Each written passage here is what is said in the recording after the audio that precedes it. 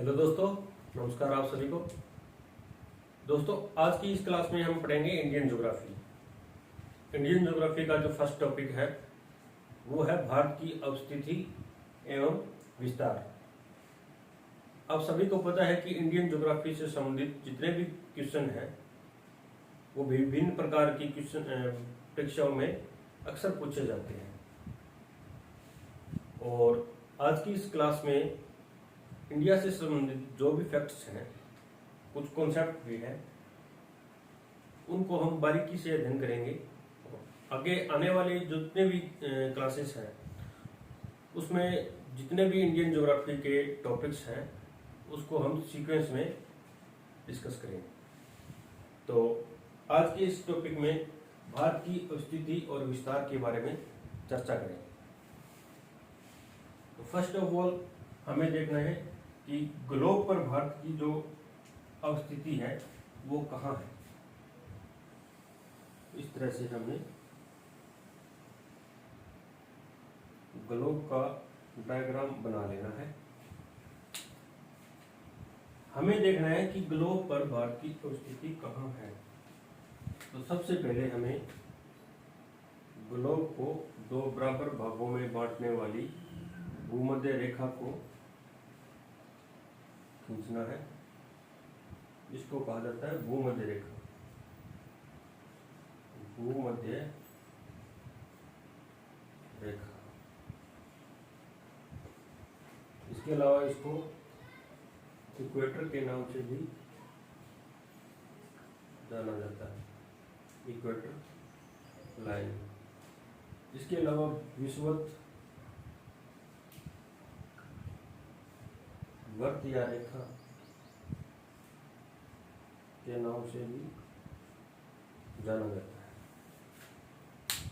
ये जो भूमध्य रेखा है वो पूरे ग्लोब को दो बराबर भागों में बांटती है। उत्तर का जो भाग है वो उत्तरी गोलार्ध कहलाता है। ऊपर का जो भाग है, ये जो भाग है वो कहलाता है उत्तरी गोलार्ध।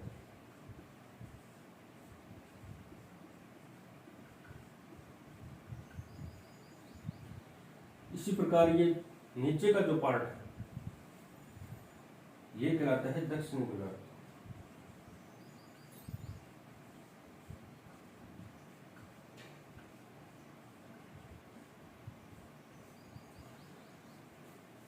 ये जो भूमध्य रेखा है इसको विषुवत क्यों कहा जाता है?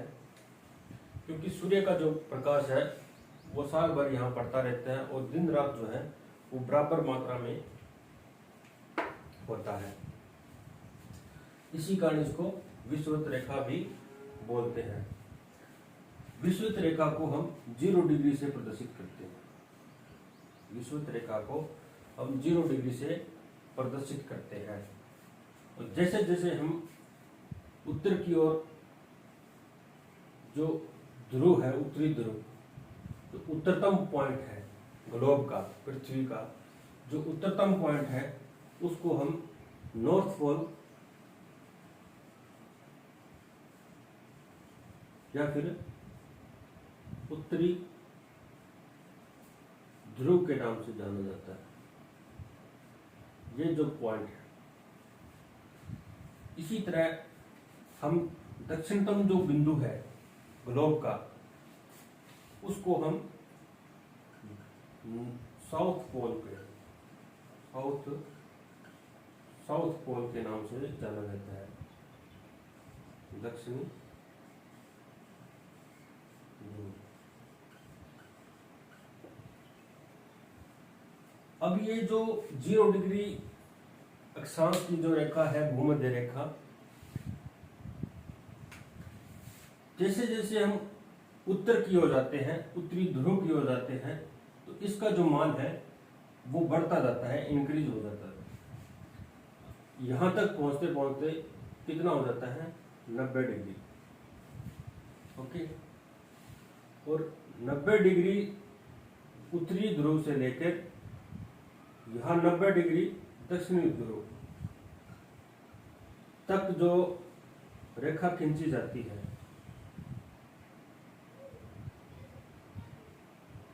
उत्तरी ध्रुव से लेकर दक्षिणी ध्रुव तक जो रेखा खींची जाती है उसको बोलते हैं देशांतर रेखा। 0 डिग्री देशांतर रेखा के नाम से जाना जाता है। रेखा को देशांतर।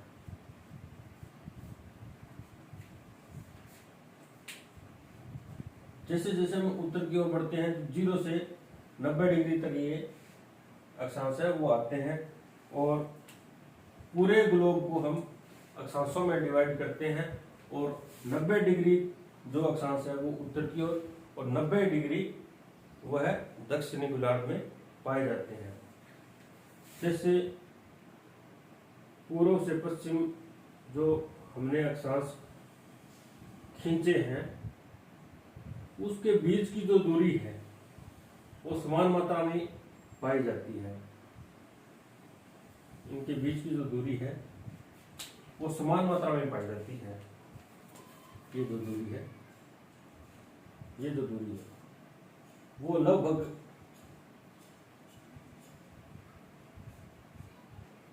111 किलोमीटर की पाई जाती है। ये समान होती है।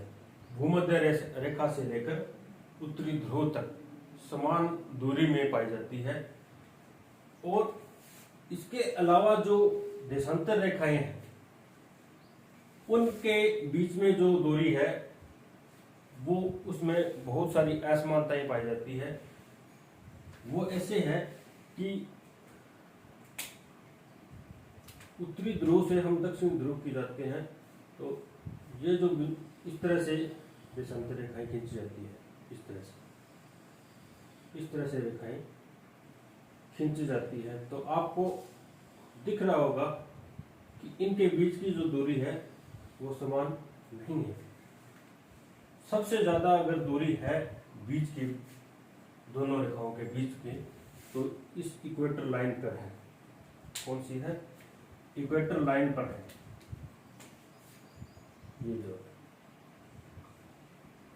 ये जो दूरी है वो सबसे ज्यादा इक्वेटर लाइन पर दिखेगी। देशांतरों, दो देशांतरों के बीच की दूरी, ठीक है। तो और सबसे अगर कम है, अगर शून्य दूरी की बात करें तो वो है उत्तरी ध्रुव और दक्षिणी ध्रुव। जैसे जैसे ध्रुवों की ओर जाएंगे वैसे वैसे इनके बीच की जो दूरी है वो कम होती जाएगी, और जो इक्वेटर है उस पर जो देशांतर, दो देशांतरों की जो दूरी है वो मैक्सिमम पाई जाती है। तो हमें बात करनी है इंडिया की लोकेशन की। तो इंडिया की लोकेशन जानने से पहले हमें ये जो देशांतर और अक्षांश और देशांतर है उसके बारे में जानना जरूरी था।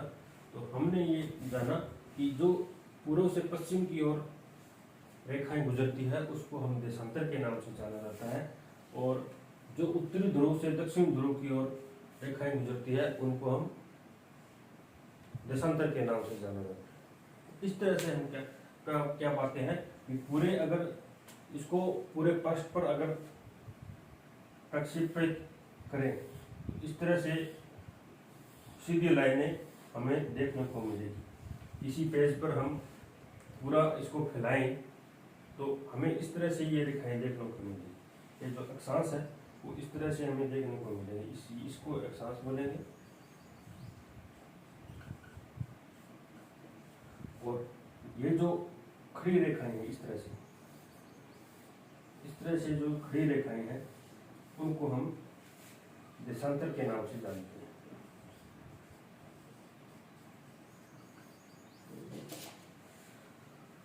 ग्लोब पर तो आप इस प्रकार की स्थिति देखेंगे, लेकिन कोई वर्ल्ड का मैप अगर आपके पास हो तो आपको इस तरह की कंडीशन देखने को मिलेगी। तो जिस तरह से किसी बिंदु पर कोई प्रदेश लोकेटेड हो तो उसको जानने के लिए कुछ टर्म्स होती है, उसको हम अक्षांश और देशांतर के माध्यम से प्रेजेंट करते हैं। जैसे कोई बिंदु है इस तरह, यहाँ कोई देश है, यहाँ कोई प्रदेश है, तो उसको जानने के लिए हम किसका सहारा लेंगे? हमें सहायता लेनी पड़ेगी अक्षांश और देशांतरों की। तो जैसे कि हमने यहाँ देखा था कि ये 0 डिग्री अक्षांश है और ये 0 डिग्री ये 0 डिग्री देशांतर है और 0 डिग्री अक्षांश है। तो इसी तरह से हम यहाँ प्रदर्शित करेंगे।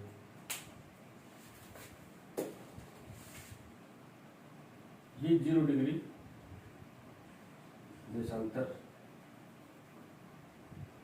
देशांतर की रेखा है, ये 0 डिग्री। और जैसे 0 से हम पूर्व की ओर जाएंगे, इधर पूर्व है ईस्ट, और जैसे पश्चिम की ओर जाएंगे वेस्ट, तो ये देशांतर जो है वो बढ़ते जाएंगे। जैसे 10 हो गया, 20 हो गया, 30 हो गया, और इसी प्रकार पश्चिम की ओर अगर जाएं तो 10 डिग्री हो गया, 20 डिग्री हो गया, 30 डिग्री हो गया। इसी प्रकार हम जो पूर्व से पश्चिम की ओर जो रेखाएं खींची गई है, अक्षांश रेखाएं, उन रेखाओं का भी मान हम अगर देखें तो इसी तरह हम 10 डिग्री, 20 डिग्री, 0 से नीचे हम दक्षिणी गोलार्ध की तरफ जाएंगे तो 0 से 10 डिग्री, 20 डिग्री हमने ये मान लिया देशांतर और अक्षांश हमने नोट कर लिए।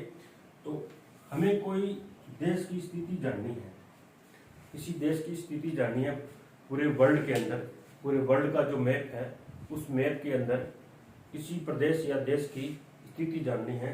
तो हमसे ये पूछ लिया जाए कि यहाँ जो देश बसा है उसकी स्थिति क्या रहेगी, उसकी जो स्थिति है वो क्या रहेगी। तो हमें, अगर हमारे पास देशांतर है, अगर हमारे पास अक्षांश है, तो हम उसको कैसे जानेंगे? ये 0 डिग्री का अक्षांश है हमारे पास, इस 0 डिग्री पे, इस 0 डिग्री अक्षांश पर देश बसा हुआ है, और देशांतर कौन सा है? 10 डिग्री, ये 10 डिग्री वाली देशांतरीय रेखा।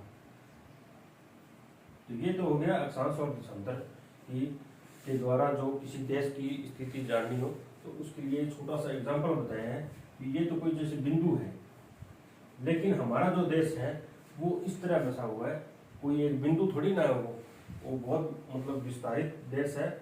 वर्ल्ड का जो 7th पोजीशन है हमारे इंडिया की है। तो इस प्रकार उसमें कई सारे अक्षांश और कई सारे देशांतर सम्मिलित हो जाते हैं। तो हमारे देश की जो स्थिति है वो इस तरह से पड़ जाती है, इस तरह से पड़ जाती है, जिससे जो काफ़ी सारे अक्षांश जो है, अक्षांश और काफ़ी सारे देशांतर उसको कवर करता है। तो हमारे देश की जो स्थिति है उसको जानने के लिए जो अक्षांश है वो हमें पता होना चाहिए, तभी हम किसी अपने देश का जो है लोकेशन वर्ल्ड के अंदर जान सकते हैं। ठीक है, तो इसको आपने समझ लिया होगा। उसके बाद में हम चर्चा करेंगे इंडिया का जो मैप है उसका जो विस्तार है वो देखिए।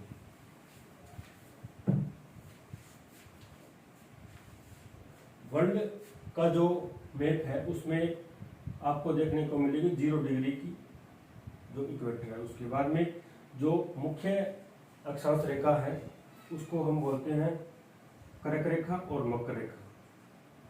इस तरह हमने, जैसे हम डिस्कस कर चुके हैं कि 0 से हम उत्तरी ध्रुव की ओर जाएंगे तो अक्षांशों की जो है वो संख्या बढ़ती जाएगी, लेकिन कुछ इम्पोर्टेंट अक्षांश रेखाओं की अगर हम बात करें तो वो है उत्तरी ध्रुव की जो 23.5 डिग्री की रेखा है, 23.5 डिग्री उत्तरी अक्षांश, उत्तरी अक्षांश,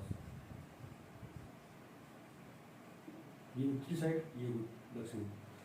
ये जो उत्तरी साइड में जो 23.5 डिग्री की रेखा है उसको हम किस नाम से पुकारते हैं? कर्क रेखा के नाम से, कर्क रेखा के नाम से जाते हैं।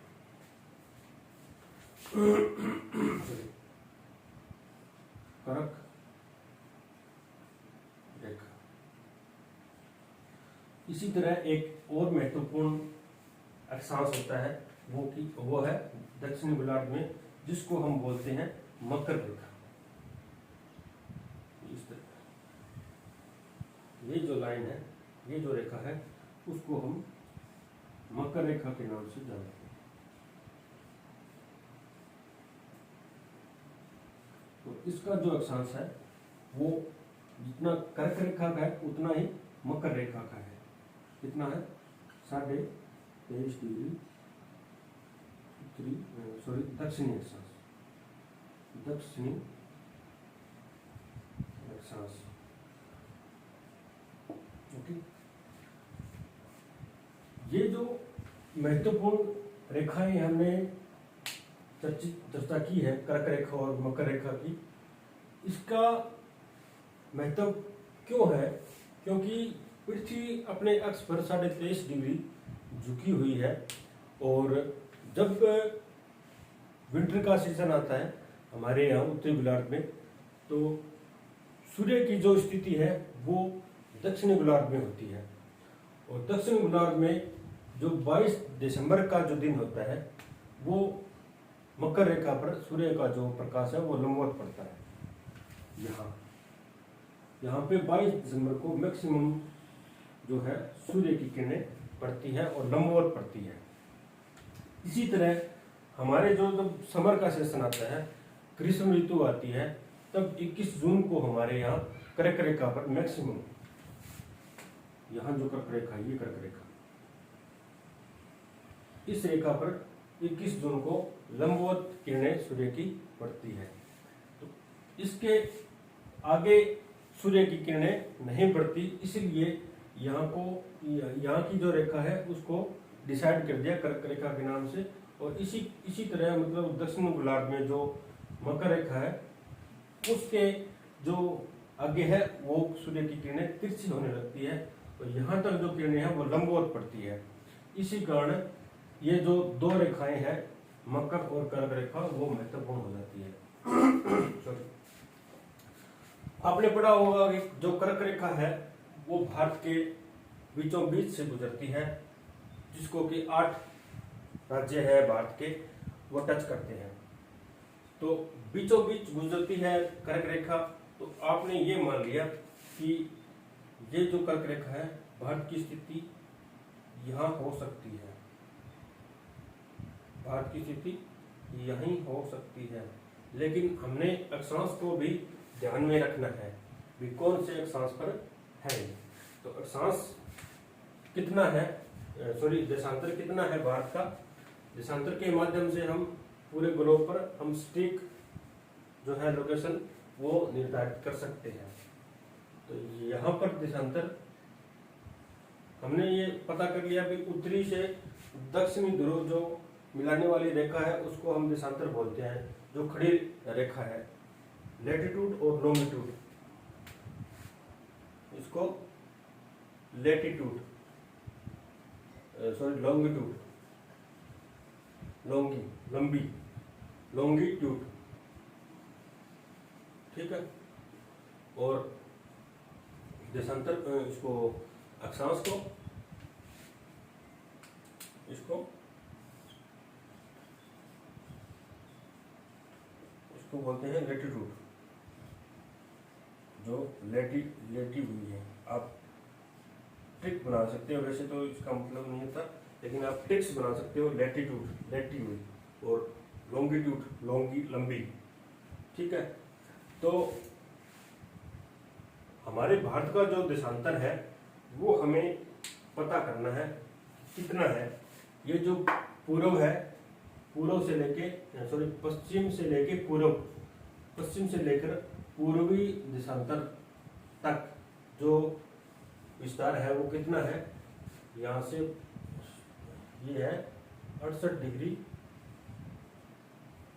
7 मिनट से लेकर 7 मिनट पूर्वी देशांतर। पूर्वी क्यों लिखेंगे?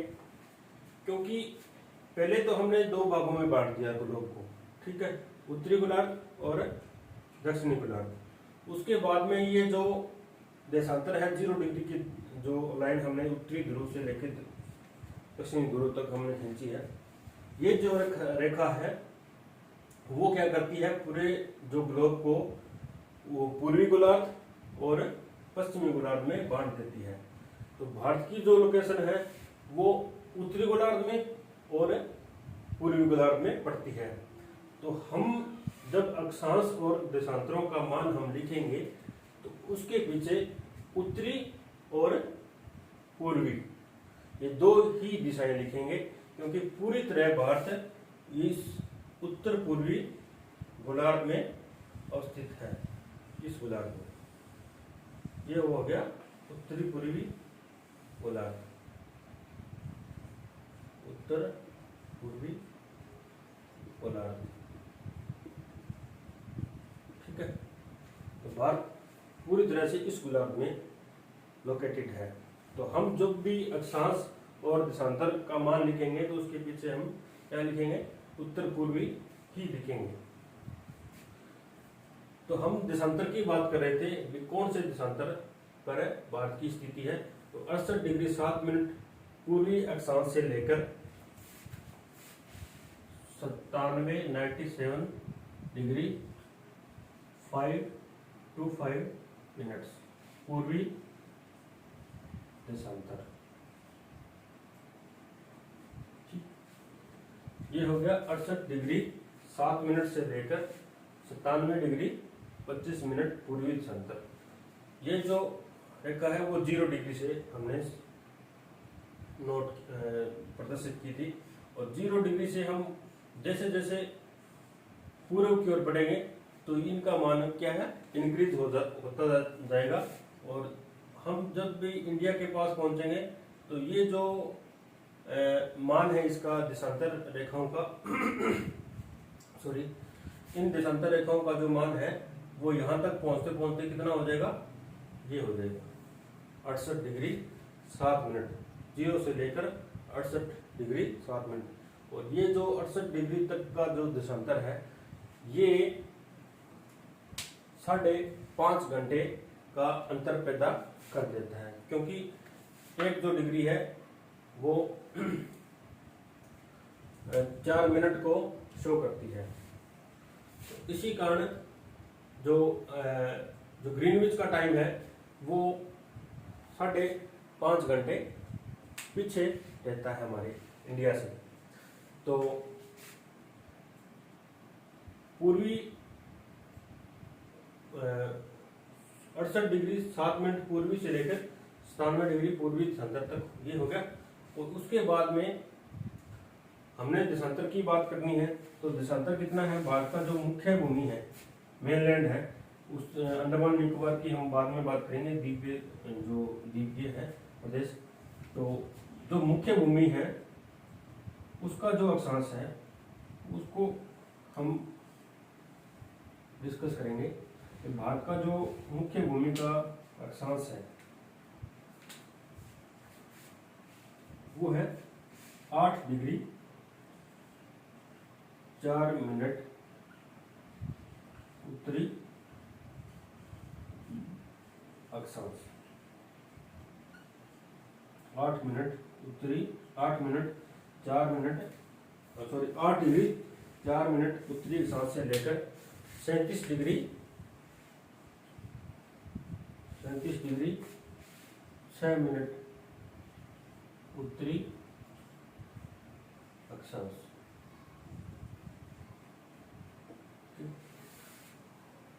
आपने ये नोट किया होगा कि भारत का जो विस्तार है वो उत्तर से लेकर दक्षिण और पूर्व से लेकर पश्चिम से लेकर पूर्व तक लगभग समान दूरी पर है। कि जो 37 में अगर आप 8 घटा दें तो लगभग 30 डिग्री का जो है हमारे पास अक्षांश आएगा। ठीक है, और 30 डिग्री का लगभग इधर देशांतर आएगा। तो इस तरह से हम ज्ञात करते हैं कि भारत की जो स्थिति है, भारत की जो आकार है, शेप है, वो लगभग चतुष्कोणीय है। और इसी विशेष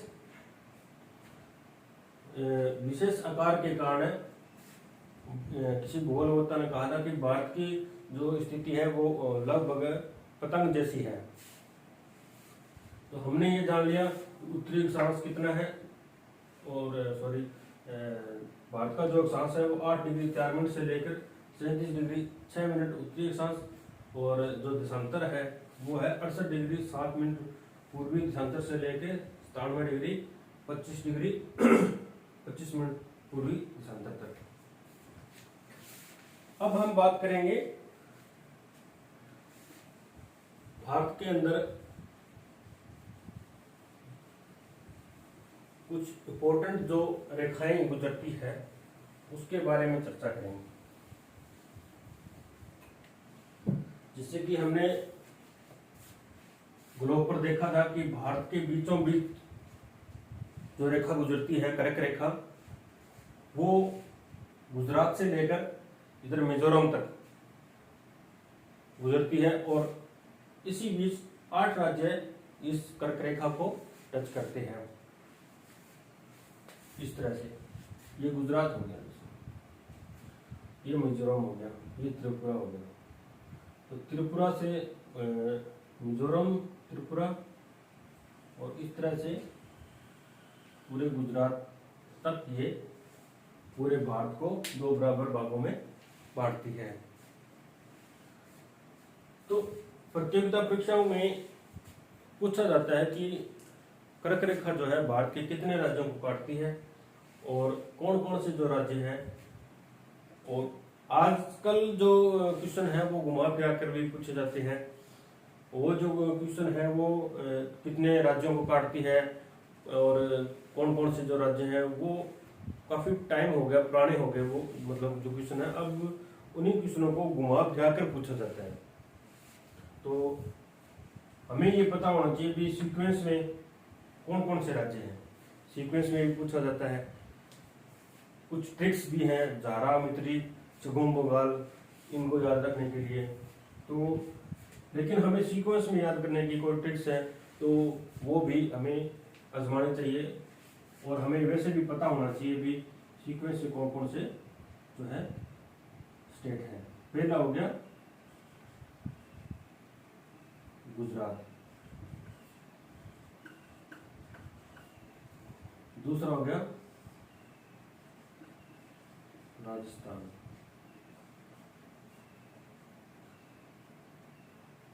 तीसरा हो गया मध्य प्रदेश, चौथा हो गया छत्तीसगढ़,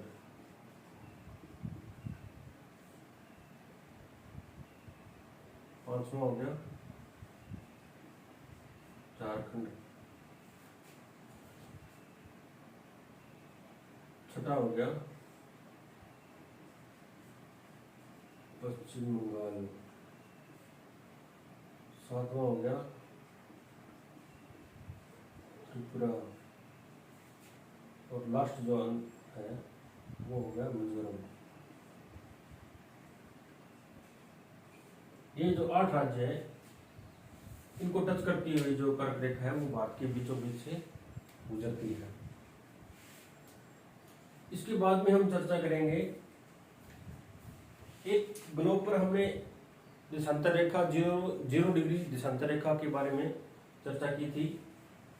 इस तरह से जो उत्तरी ध्रुव को दक्षिण ध्रुव के साथ जो रेखा मिलाती थी, ये नॉर्थ पोल हो गया, ये साउथ पोल हो गया, इन दोनों को जो रेखा मिलाती थी उसको क्या क्या बोला गया, 0 डिग्री देशांतर। तो इधर जैसे पूर्व की ओर हम बढ़ते जाते हैं तो इनका जो मान है वो बढ़ता जाता है।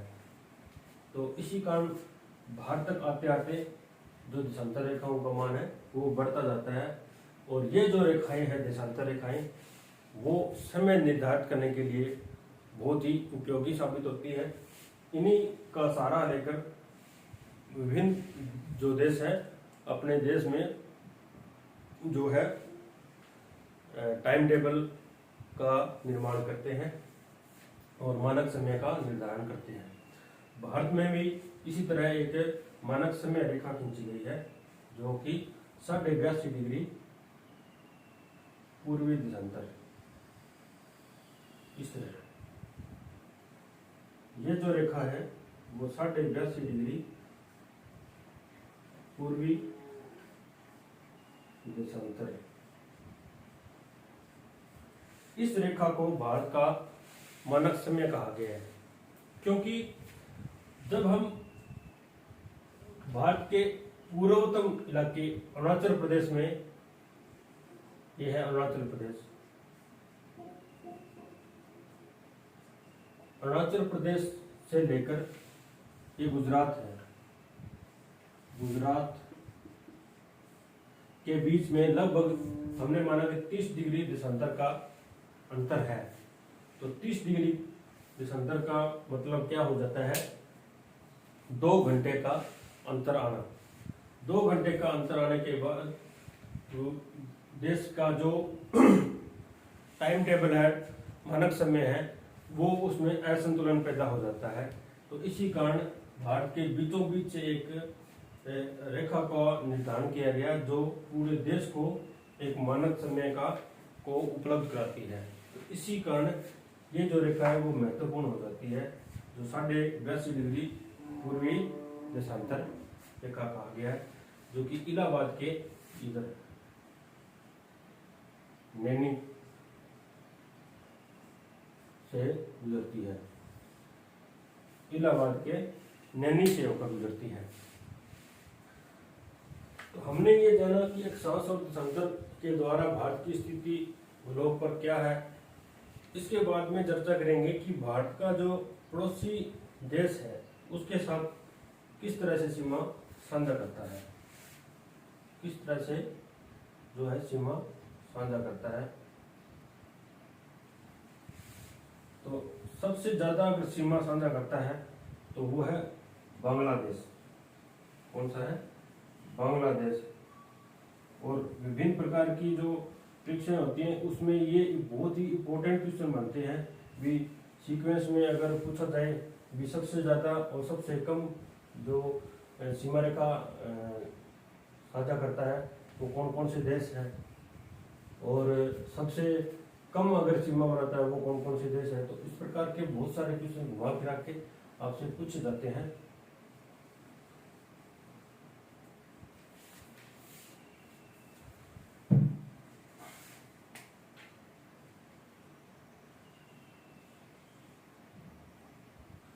तो भारत के साथ लगने वाले राज्य जो हैं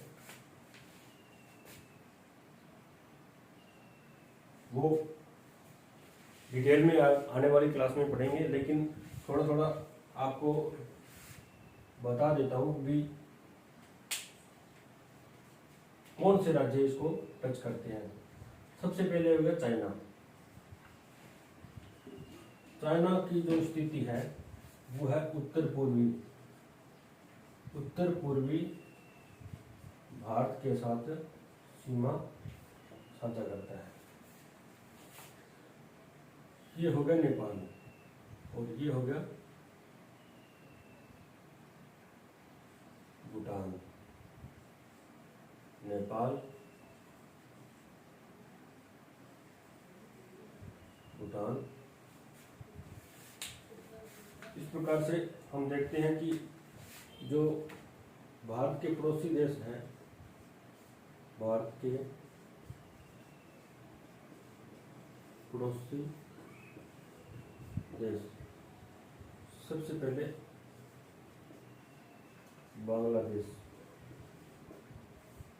ये सब स्थल देश हैं जो स्थलीय सीमा बनाते हैं। उसके बाद में है चाइना, पाकिस्तान, नेपाल, म्यांमार, भूटान। कई बार अफगानिस्तान को भी कुछ किताबों में दिया गया है।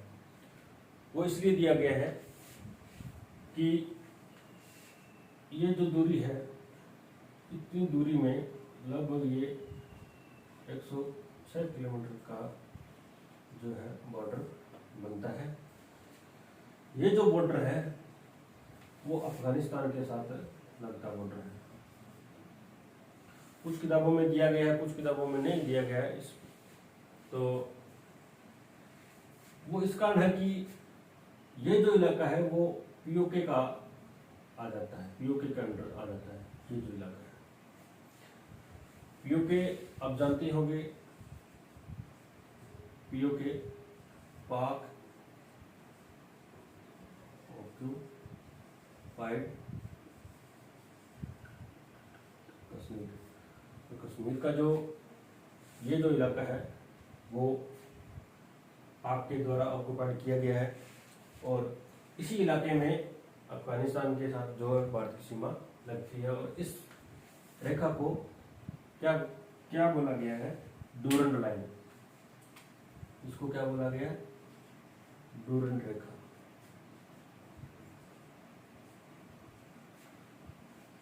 इसके बाद में जो पाकिस्तान के साथ सीमा जो लगती है, पाकिस्तान के साथ जो सीमा ये जो बॉर्डर बनाती है यहाँ तक, इसको बोला गया है रेड क्लिफ।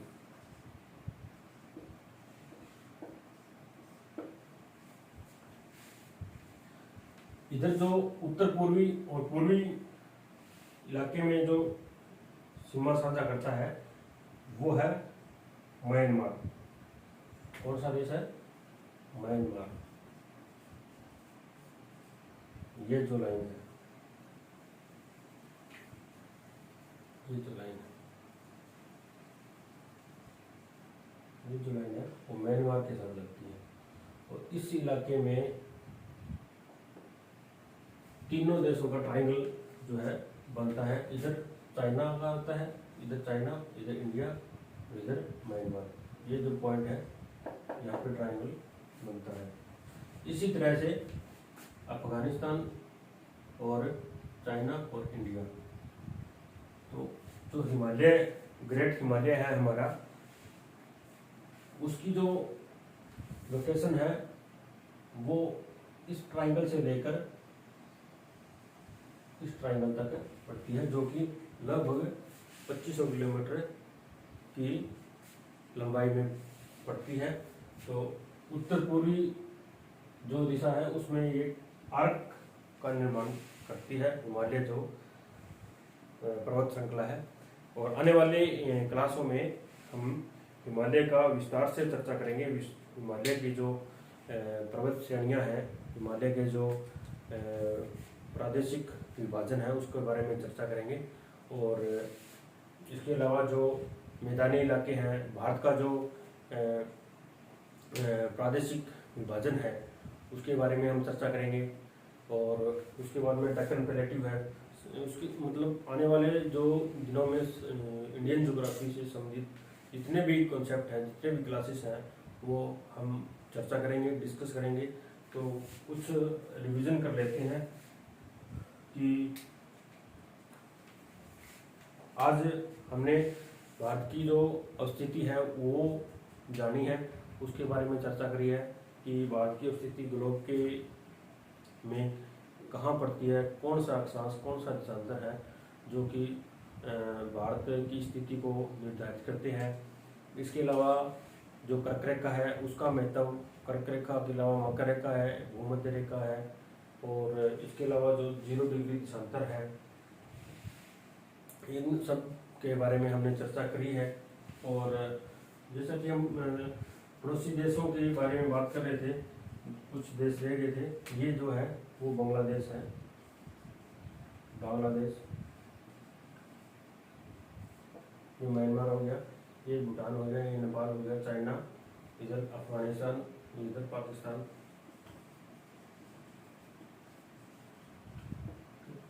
और समुद्र पार जो सबसे निकटतम हमारा पड़ोसी देश है वो है श्रीलंका।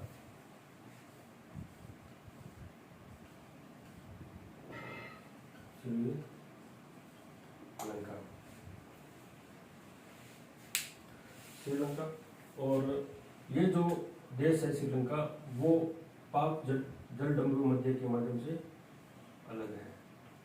ये जो है वो पाक स्ट्रेट बोलते हैं इसको, पाक स्ट्रेट। और इधर बंगाल की खाड़ी आ जाती है, बे ऑफ बंगाल। इधर है अरब सागर। और इधर जो श्रीलंका और भारत के बीच में जो पाक स्टेट है, इसकी बिल्कुल नीचे जो तीनों ओर से स्थल से घिरा हुआ है, ये जो पार्ट है उसको बोलते हैं मन्नार की खाड़ी।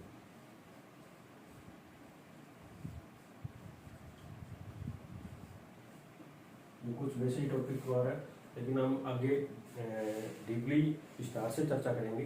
तो आज के लेसन में बस इतना ही। और जो भी ये तो कुछ बेसिक था समझने के लिए, और कल हम विस्तार से चर्चा करेंगे। सभी जो एक एक बिंदु है, एक एक पॉइंट जो है उसके बारे में विस्तार से चर्चा करेंगे।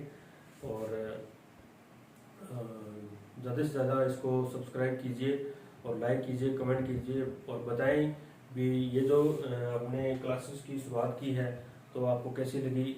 और लाइक कीजिए, कमेंट कीजिए, शेयर कीजिए। तब तक के लिए धन्यवाद, नमस्कार, जय हिंद।